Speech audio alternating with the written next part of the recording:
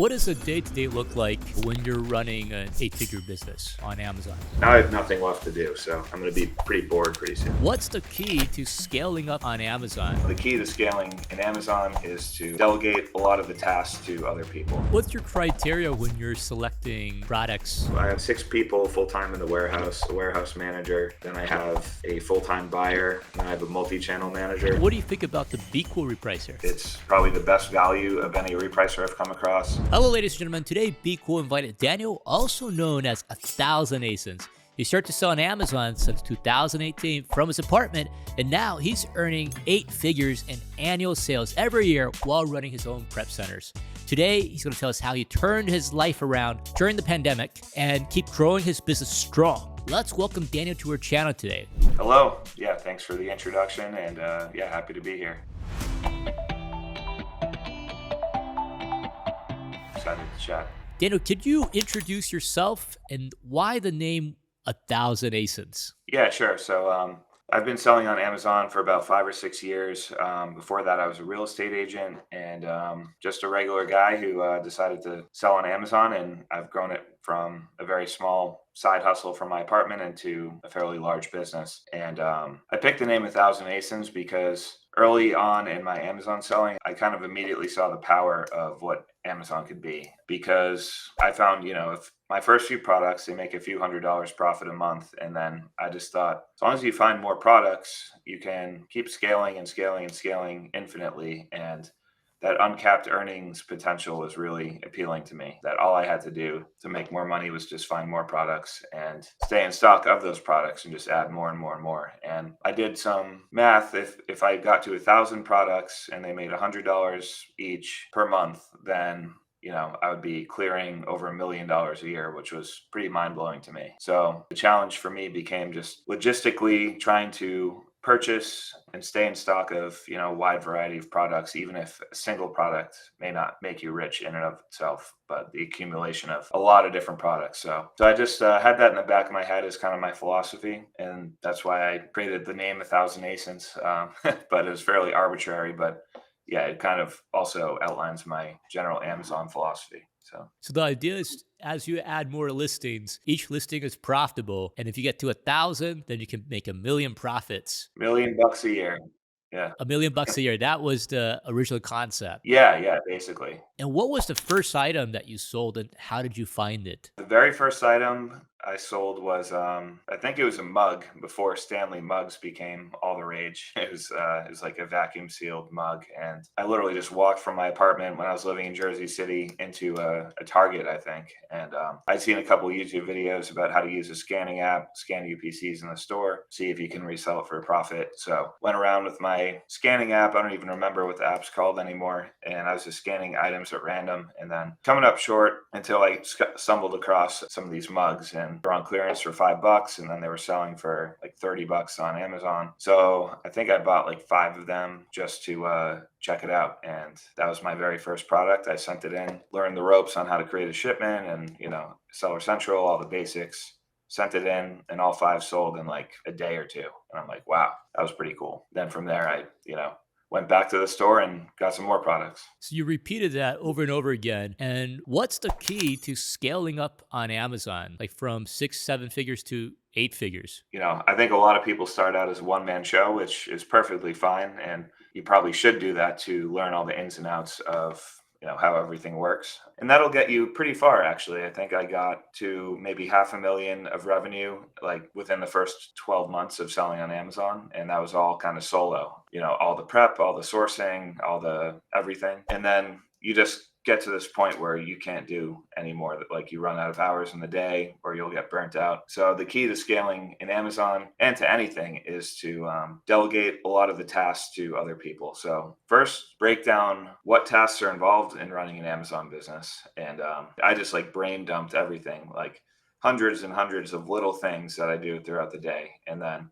maybe then organize it by department or like, group it by something to figure out like the different pieces. And then you can then categorize all those little things, like what can others do? What can I do? What am I good at? What am I bad at? What do I hate doing, love doing?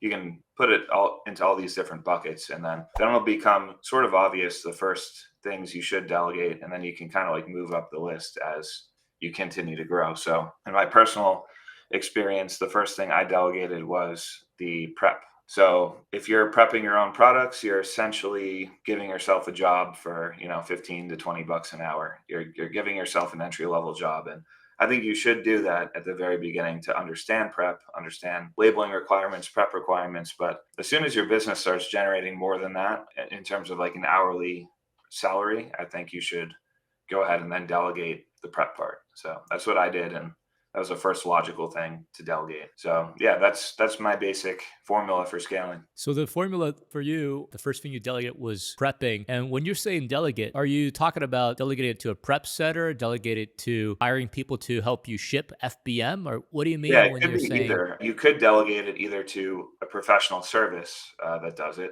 which is a really easy way to delegate something, or you could delegate it to someone that you hire and manage in-house. And there's pros and cons to either. If you delegate something to a prep center, it's going to be a lot more streamlined and of a process and easy to manage. However, there's going to be a price premium for that.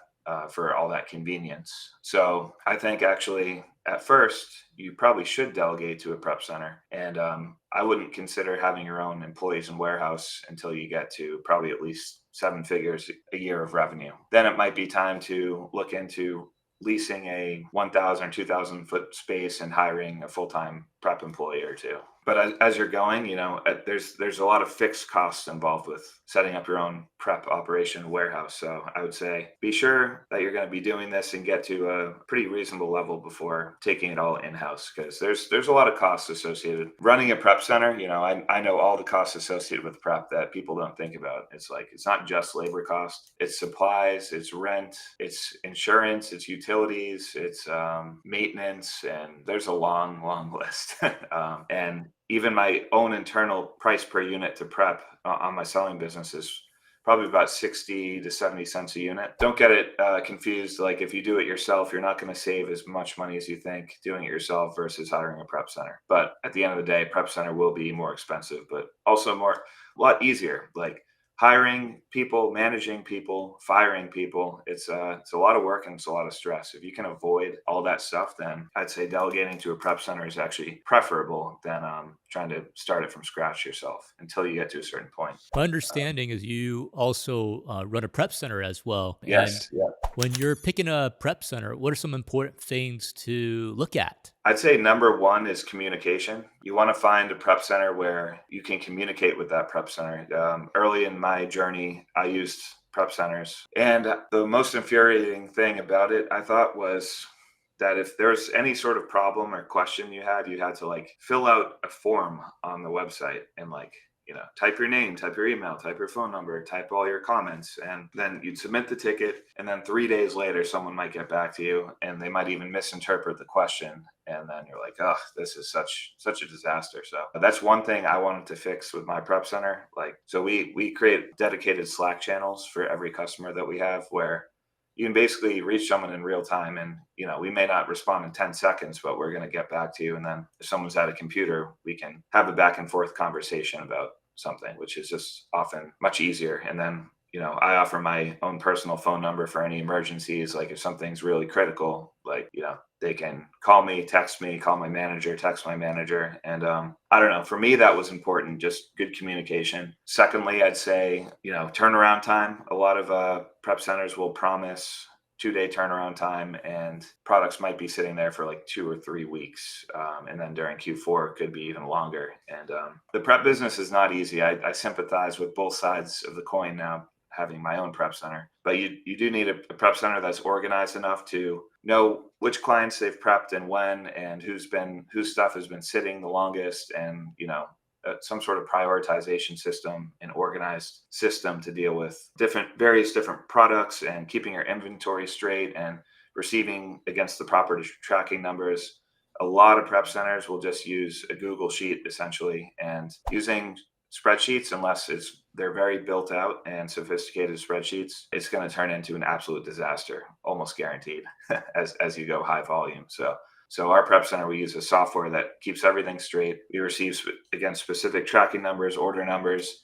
there's full visibility throughout the whole place. You can see when your package was delivered, when something was received, how much was sent out, and then any sort of problems, shortages, misships, damage, you name it. There's problem ticket system that keeps everything nice and organized. So, and then lastly, I guess would be price. You don't want to necessarily go blindly the first prep center you see. You should compare prices, get an idea and of what's out there, and not overpay and maybe not underpay either. There's some prep centers that promise some crazy low rates, and I would almost guarantee you that there are going to be problems if the price seems too good to be true. So yeah, that's my advice on on choosing a prep center. So communication, and then also the turnaround time for them to send it into Amazon FBA for you, or if they're doing FBM for you, and then also the pricing. Looking between $1 to $1.40, depending. If you need a poly bag and, other requirements that you might have. Now let's move back a little bit. I wanted to ask you, why do many sellers stop growing at 7 figures per year and they don't continue to grow to the next level? Yeah, I think that's right around the area where you need to stop becoming a one-man show and start building a team. And I think that's the stumbling point for a lot of people. So I threw out that 500K or $1 million revenue number. Right. And I think that's just about where you start getting capped out. And you make a decent living, you'll make 100 grand, 200 grand in a year. And, that's great. But you do have to make that leap of entrusting someone else to handle other parts of your business. And I remember for me, it was pretty difficult to do. I had this big fear that if I hire someone, he's not going to label accurately, and he might put 100 labels of the wrong FNSKU label on the wrong product. We're going to send it to Amazon, and then the customers are going to order the wrong product because Amazon received it wrong, and then I have to remove all the stuff. And so I had these nightmare scenarios of losing thousands and thousands, or just not thinking an entry-level employee would be capable of that type of accuracy. So at first I was reluctant to hire someone and kind of micromanaged a lot of the stuff. And then over time, I realized that people are capable of more than you think they are, especially with clear training. So I'm much more comfortable now delegating and telling people to figure stuff out, and let me know if you can't, but tell me what you figured out and let me know. And that's the growth process. I think you need personally and as a company to scale, you need to trust others. And that's why I think right around that point is where people get stuck. So the recommendation is, you need to start delegating. You might need to grow your team to offload some of the other tasks in order for you to scale up more. Are there other tips you have for 6 and 7 figure sellers? I would always be doing outreach. And then I guess another part of scaling is not looking for your next deal. So the nature of what you're buying can also shift as you scale. So I remember when I was at that 500K to $1 million revenue point, I was looking for the next arbitrage deal. It's the next sale, the next thing that was on a lead list that looked good. And that's not a sustainable business. That's kind of a hustle, and it's a great hustle. I recommend it. But eventually, if you want to put up huge numbers, you're going to need some replenishable products that sell fast day in and day out. So you're only as good as your next deal if you have that mentality. And it's really hard to do 10 or 20 or $30 million in revenue just finding the next deal and finding more of those deals. And then all of a sudden, to even be able to put up those numbers, you may need to find 50 new products every single day because the old products you're selling no longer work for various reasons, like the sales over or the price tanked or something like that. So arbitrage can be done at scale, but you need, I think it's almost necessary to do either replenishable products or have some really, really good hookups where you can buy massive quantity regularly. So yeah, that's another, I guess, roadblock to scaling. It's what types of things you're buying. Talking about that, sourcing products that you can continue to get over and over again, replenishable items, or maybe it's wholesale items you can have access to. What is a secret to reaching, in your case, you said $13-14 million last year in sales on Amazon, and then you want to go for even higher amount, maybe 20 million this year. What is the secret to reaching this type of sales? Well, that's the beauty of it. There isn't really this big secret. It's just accumulating more and more and more products. I think people underestimate the power of just a single good SKU that has price stability and is profitable. One SKU that may make $400 a month profit, times 12, that's $5,000 a year. And then you just add another one and another one and another one and another one. And that's kind of what I love about it, that it doesn't get infinitely more complex as you go. It's just finding those stable profitable SKUs, which, it's not all that easy to do that, but it is very possible if you put in the work. And you just take a supplier, you maximize all the stuff they have in their catalog, figure it out, and then buy that stuff and then stay in stock of it and don't even move on until you have the capital to consistently stay in stock of those products. And then, once you have an excess of capital, go find another supplier and maximize that relationship too. And then add another one and another one. And that's really it. My whole growth strategy for the coming years is just copy pasting my existing strategy. And speaking of staying in stock, I even realized that for my own business, I'm doing kind of a horrible job of staying in stock. Like I'm stocking out all the time of products, and I believe my business could 2 to 3x in size just by doing a better job of ordering with the appropriate lead times and staying in stock of the products I have. And then I realized when I tried to actually do that, I ran out of capital because cash flow is kind of always tight in an inventory business. So now my new thing is I'm trying to raise like $2 or $3 million, not raise it, but borrow it to fuel that additional growth, just stay in stock of what I have. So I think a lot of new sellers will sell through something once and then like never buy it again for some reason, but they can look to buy it again and keep buying it and go heavier. A lot of new arbitrage sellers, they'll buy 10 units of something, they'll sell in 2 days, and they're like, okay, what's next on the lead list? It's like, no, go back to that product. It worked. So now do everything you can to get 30 times as much of it to stay in stock constantly. Kind of went off on a little tangent there, but yeah, kind of what I think about that. What's your criteria when you're selecting products? Let's say we're looking at wholesale items. What ROIs are you looking for? Are you looking for a certain number of units sold per month? Or bestseller ranking drops? Like for you, what's your criteria? Yeah, my criteria are pretty basic. So one is no Amazon or Amazon stocking out most of the time. I don't like to go head to head with Amazon. 2, there's more than like 1 or 2 FBA sellers on it. I'm making sure the brand is not selling the product themselves on it, FBA, and that they don't have an exclusive with one big seller. So I'm looking for multiple sellers, anywhere from 3 up to, 30 or 40 is still actually feasible sometimes. So multiple FBA sellers. I'm looking for price stability where I'm not seeing this pattern of a bunch of sellers coming on a listing, then the price goes to break even or losing, and then people sell through, and then it's good again, then it's bad again, then it's good again.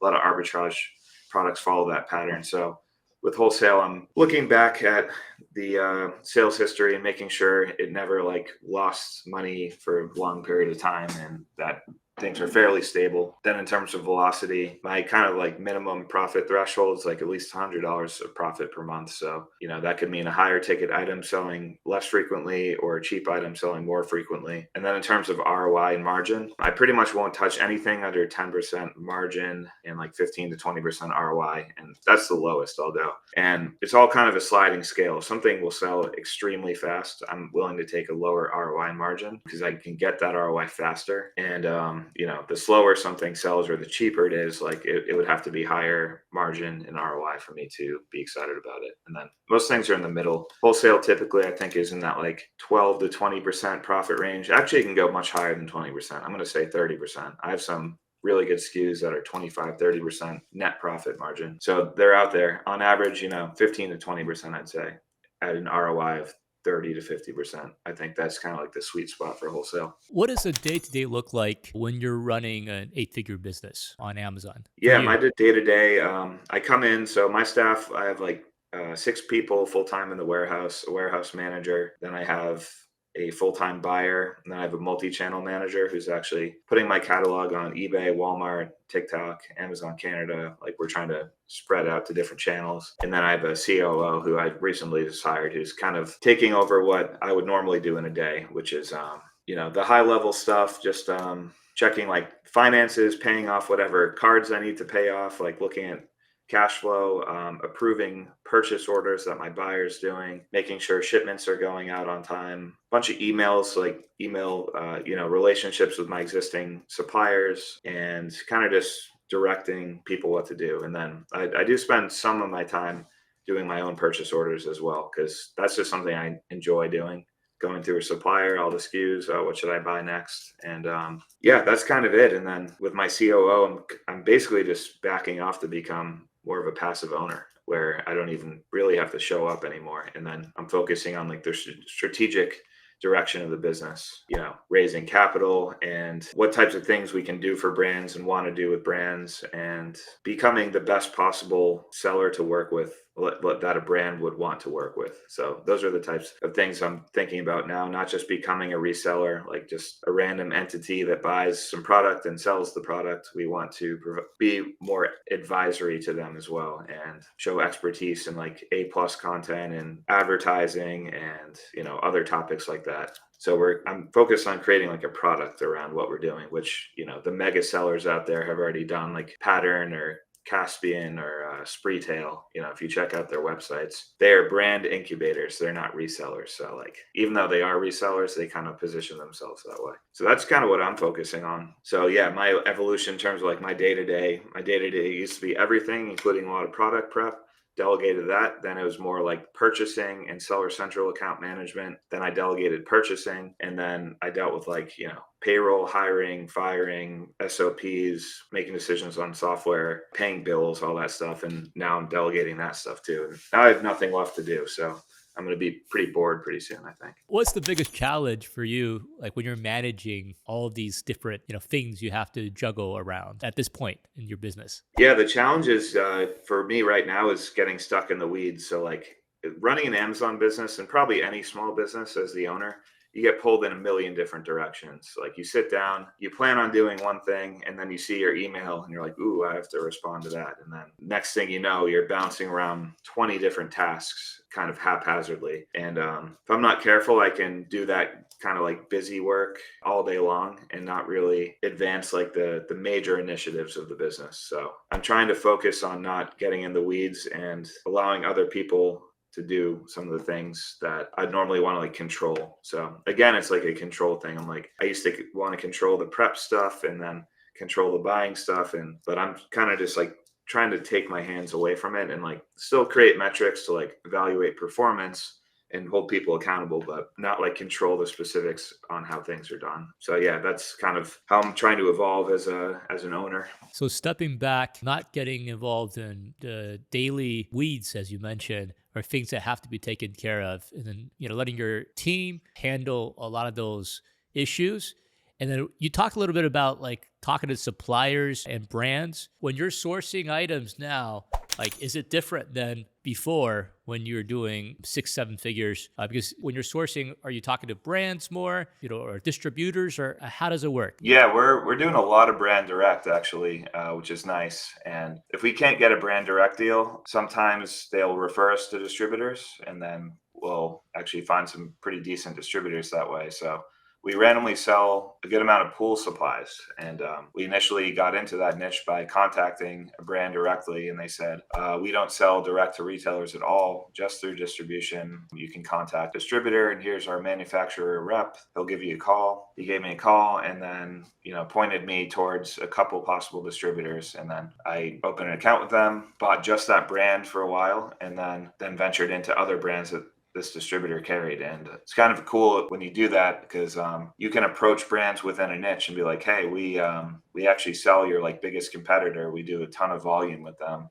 We spend $1 million a year with your competitor. Like, would you be willing to take us on as like a retailer for your brand too? And then they kind of like fall by like dominoes, and now we have like probably most of the big pool brands. And then that gives you more street cred, like, oh, they're already working with like all of my competition, I better sell to them too, type of thing. So yeah, in general, the strategy is like work with brands directly if you can. You can typically get the deepest discounts that way. If they won't sell to you, try and see if they can point you towards a distributor. Sometimes they'll say like, no, we just don't want anything to do with Amazon or you, and screw off, type of thing. And that happens a bunch. But yeah, we try and go brand first. Works more than you think it would, and then if not, a distributor. And so we're working with both right now. What type of capital do you need when you're talking to like the most brands that you talk about? Like, how much are they looking MOQ? And I don't know, less than you think, but also more than you think. So like, you don't need millions liquid. You don't need to spend 2-3 million with a brand right off the bat. Like, we typically will do orders of like 100 or 200K right off the bat. And that's like, shows you're kind of serious and can get into like the lowest pricing tier. If you come and try to do wholesale with like 5K, you can probably do it with some like very small brands or distributors and find like a few products that work well. But if you're going to like a high velocity, high in demand brand, if you're trying to be like one of a few Amazon sellers, you pretty much have to throw money at it and do, these 6-figure orders pretty much, monthly or every month. And that's just kind of the name of the game in wholesale. Like you basically have to throw money at the problem, and you have to have a significant amount to get the best accounts. And that's just the way it is. So I'd say if capital is limited, like use arbitrage to build capital, then start with some really small wholesale accounts. And then once you have a significant amount of dollars, or at least credit card available credit to swing around, then you can start to have those conversations with brands. So we'll just be very blatant about it. We'll just be like, yeah, we buy by the truckloads. We have a bunch of brand referrals. Like our sales are, 8 figures. Here's our website. And it just looks so much more legit than a random Gmail address saying like, what's the minimum we can order?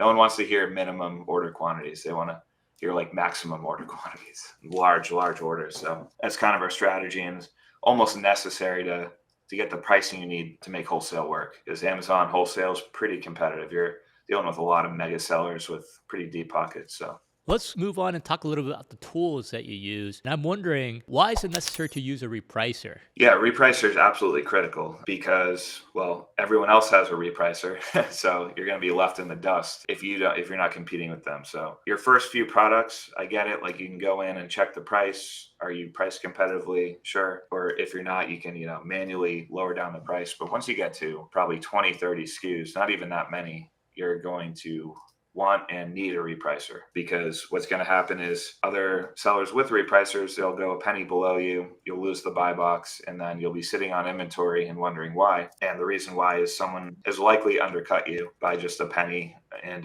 to level the playing field, you basically need a repricer. And just as important as going down in price, a repricer will make you a lot more profit in going up in price. So like, let's say most people sold through on a listing and you're one of the last ones left. Without a repricer, you might blow through your inventory at $10 less a unit than you could have had you just had a repricer go up to a higher price. If you tell it, if you're the last person left, raise it way up in price. So it goes two ways. And it's just something, pricing, you can think about it as a task to delegate and automate, just like any other task. And you want to just let the computers do the heavy lifting for you, and pricing down, pricing up, applying logic to the repricing rules. It's there's not even a conversation to be had about whether it's necessary or not. It is necessary to have a repricer once you hit 10, 20 plus SKUs. And what do you think about the BQool repricer, in your opinion? I like BQool a lot. I think it's actually a great entry-level repricer, and not just for entry-level sellers, but a great entry point getting into a repricer, because the pricing is the best I've found over the past 5 years. I know it's out there, and BQool is the best value and the lowest price, I think, for starting with the repricer. So, and I've used BQool and it works. That's plain and simple. So yeah, I think there's nothing bad to say. It's probably the best value of any repricer I've come across. And, they have flexibility with the rules you can apply for different objectives. And then now there's AI repricing, which is like the cutting edge of repricing as well. So yeah, absolutely recommend. How do you usually price a wholesale product with a repricer? I'll set a min and a max price. The minimum is usually some sort of minimum ROI requirement, and the max is usually some very premium price where I'll get 30, 40% margin if I happen to get sales at that price. So you want to be aware of what type of ROI and margin your minimum would get in the worst case scenario, that the price goes all the way down to your minimum. People are varying degrees of aggressive with that. Some people like to always be moving product no matter what, even at a slight loss, just to get capital back and recycle it into more profitable products. Other people are kind of in the middle. It's like, okay, as long as I break even, I'm good. And then others will be like, I am not selling this product, period, unless I make 10% ROI or 20% ROI. So it's really up to you, the seller, as to how aggressive you want to be with your minimum price. And then same for maximum price. You really want to milk people for all they're worth, like if you're the last person left and you're at your max price, or do you want to be semi-reasonable and sell it at a good margin, but sell it a little faster than, waiting out for that buyer who really wants it at any price type of thing. So that a lot of that is personal preference, but it starts with a min and a max, and then the different rules that BQool has will dictate, how the price is moving up and down and how aggressive you want to be, or whether profit is the goal or buy box share is the goal, various different goals, which is nice that you have that flexibility. And that may vary by product or by brand or by supplier. So you don't necessarily need a one size fits all rule. What do you usually do with items that don't sell? So there are a few things you can do. So you can get really aggressive with your repricer, and you can sell it at even a loss. In general, the lower price something is, the more people will buy it, and then demand picks up. You can also run promotions or advertising on the product. So you can create a coupon, it's called, where it'll be a little like $1 off, $2 off thing, which will show when people are browsing. It's just something flashy and that will draw more clicks to the listing. You can also do pay-per-click advertising. You could run some campaigns advertising is a whole different beast, and there's a lot to learn there. But if you're good with it, you can really move product that's stale really well if you put in the right keywords. And it costs money, but in my opinion, once something has been sitting for a few months, you've kind of lost on the product unless it's seasonal and it's going to pick up at a certain time in the future. But so then your priority really is like capital recovery. And you have to be cognizant of like Amazon storage fees. Like for every month that those products sit in there, like you're paying more than you think you are just to have them at Amazon. So it's really imperative to recover whatever money you can back from the product. And if something is really, really not moving, you always have the option to remove it from Amazon through a removal order, although that's gotten pretty expensive. Every year, those prices are going up. And then if you're at a complete and total loss, you can do Amazon liquidations where you might get, 5 or 10% of the sale price back. And if they can't liquidate it, then you may have to just dispose of it or have Amazon dispose of it. So fortunately on Amazon, that doesn't happen too often. Like my win rate with products is probably 95% plus, but there are various things that can go wrong with products, and you can't get too hung up on any one product. You got to kind of zoom out and see the big picture. Like if you're winning most of the time, you're doing right. So yeah, once a product's been sitting, get aggressive with price, run promotions, remove it if necessary, and just try and recover your capital. Got it. So there's different ways that you could do to focus on capital recovery, as you mentioned. Yeah, fancy term for getting your money back. Right, getting your money back, right? And then Yeah. I guess when you're sourcing the item, you want to reduce the risk, right? So if you want to if there's a higher risk, then you definitely need a higher margins. This way, there's still buffer for some of your min prices. If you want to decide to lower the price, you want to run some coupons, or if you have some budget to run some ads as well. Now, talking about ads, like what plans do you have for your private label business? That's actually the direction I want to probably take my entire business over time, or keep the wholesale as a cash generator and then invest significant money into creating real brands on Amazon that will do well and hopefully sell down the road. So my plan is to transition actually from wholesale into focusing on private label. My private label endeavors thus far have been moderately successful to complete failures. I haven't really hit that right product yet. So I'm still learning private label. It's a whole different game. It's a tougher game in my opinion, I think, and it takes a lot of money and a lot of investment into like ad spend up front. But then the payoff at the end is also greater. So just kind of a different game. I've put my private label plans kind of on hold. I have a couple things that do okay, like a couple private label SKUs that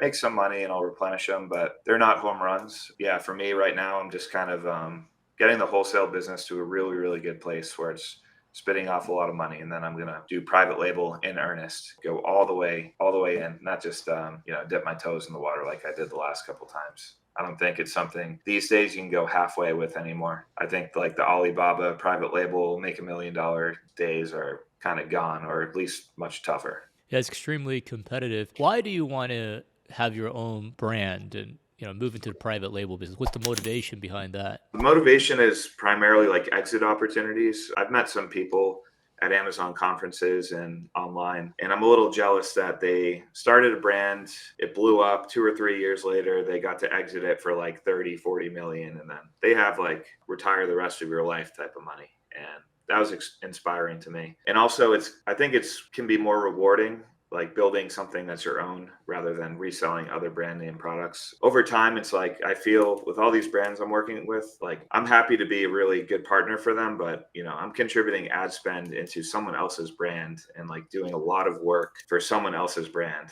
And a lot of that Amazon work I know how to do. So I might as well put the rest of the puzzle together and like source the right products at the right time and like create a brand around it. And then I already have half of the equation. So like, why not complete the other half instead of, kind of like sucking up to a bunch of other brands, if that makes sense. So I kind of just want something of my own, and the exit opportunities are great. Whereas this wholesale business, I could probably sell it for like a 1 or 2x income multiple, maybe cash out for a few million, but nothing like a successful brand that can get a much higher sale price for the business. So, and you can do it again and again too. That's the thing. It's like if you sell a brand, start another one, or have multiple, or start multiple. So I don't know. That kind of excites me, and it's kind of like the end game for Amazon's. In my opinion, it's kind of like the big leagues. Wholesale is kind of like the intermediate stepping stone. Arbitrage might be the first stepping stone. So yeah, that's kind of where I want to journey to. Talking about that, like, do you still recommend people doing Amazon in 2024? How would they compete with larger wholesalers like you?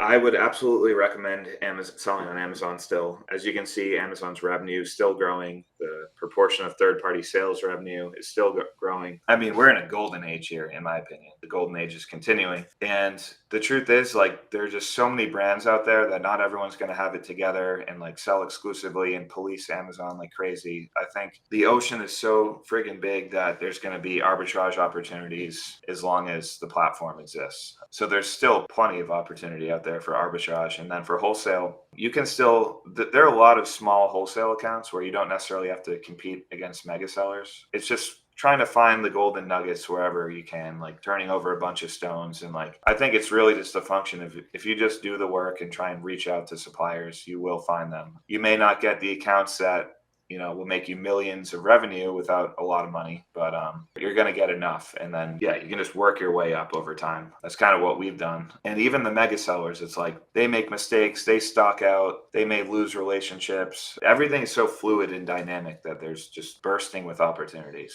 to capitalize on, I think. So yeah, I would absolutely recommend selling on Amazon still. Yeah.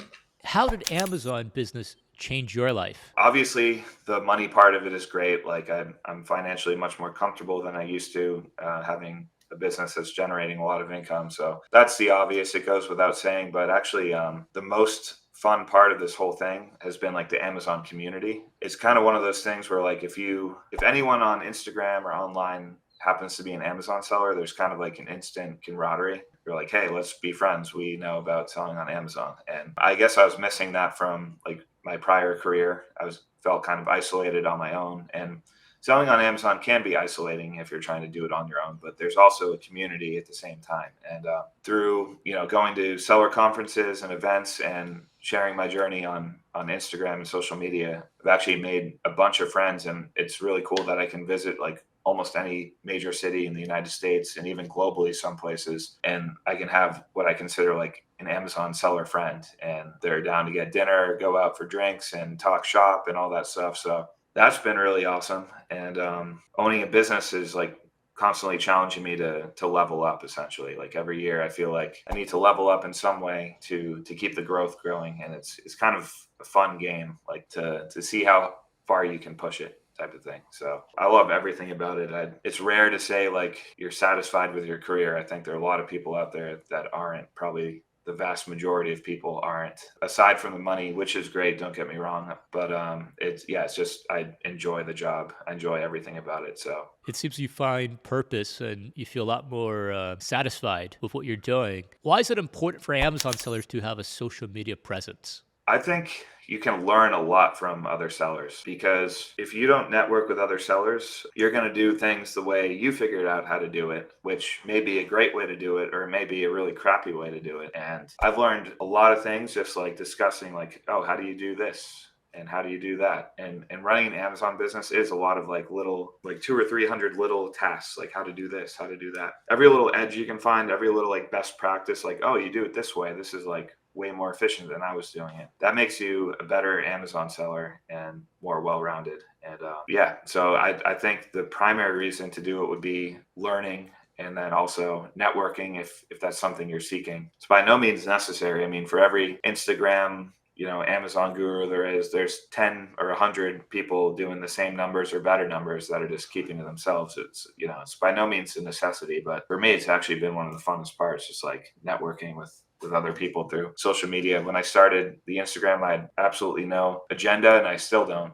I just like interacting and posting stuff. And so, yeah, I think if you want to learn from others or you find the job to be lonely, if you're all alone in your garage, then, I would take to social media and try and network. So What did you share with some of the people that you've met, like that you've networked with? Like, what are some things that you shouldn't share? I wouldn't overshare. Like, hey, this supplier will open up the account, and I've actually even done that when I don't care. When there's like a dozen sellers on it, like I'll be like, oh yeah, you could probably sell that too. I don't care. But in general, yeah, you don't want to give away like all your suppliers and your techniques of how to get the best price on certain things. It's like there's a lot you can share, but there's it's kind of the unwritten rule. Like you don't share your products, you don't share your Amazon store name. Otherwise, they can click on your store and be like, oh, this guy's selling all these. And he's doing well, so let me get on every single product that this guy's getting on, and then contact all your suppliers and all that stuff. So you don't want to create competition for yourself necessarily. As long as you keep like the specifics kind of vague of like what you're selling, everything else, in my opinion, can be shared. Like what software tools you're using, the best way to prep items, the most efficient ways to do things, any like reports or like systems or procedures. I think all that stuff can be shared with absolutely no detriment like to your own business. So the confidential information, the suppliers, ways you can even get, lower discounts, and also potential, like the actual ASINs that you're selling. Like those will definitely be information you probably want to keep to yourself. Sure. What about buying products together with other Amazon sellers? I've done that. And yeah, as long as you're like, in a group where people trust each other, a lot of times there's more to go around than anyone can possibly buy on their own. So like a big Nike sale or something like that, where you're going to run out of money before you run out of stuff to buy.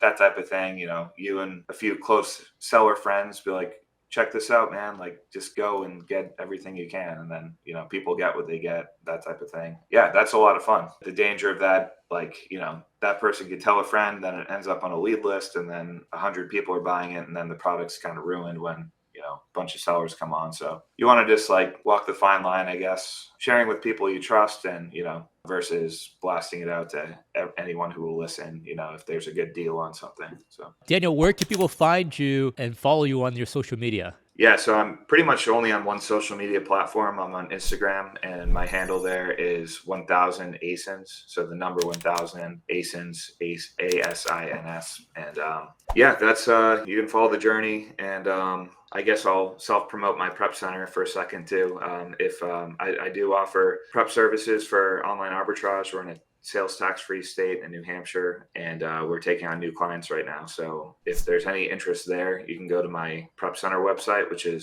epicprepllc.com. There's a contact form, and just fill that out, and I'll get back to you with the pricing and all the specifics, and yeah, I'd be happy to take on some new business there as well. So and feel free to shoot me a DM on Instagram too. Happy to connect with whoever. So if you're watching this, everyone, make sure to follow Daniel on his Instagram to learn more about selling, about scaling up, get to the next level. And also check out his prep center if you're looking to look at different prep centers at Epic Prep Center in the link below. Thanks for your time today, Daniel. Really happy to talk to you and look forward to talking to you more. Cheers. Yeah, absolutely. Thanks for having me. Cheers.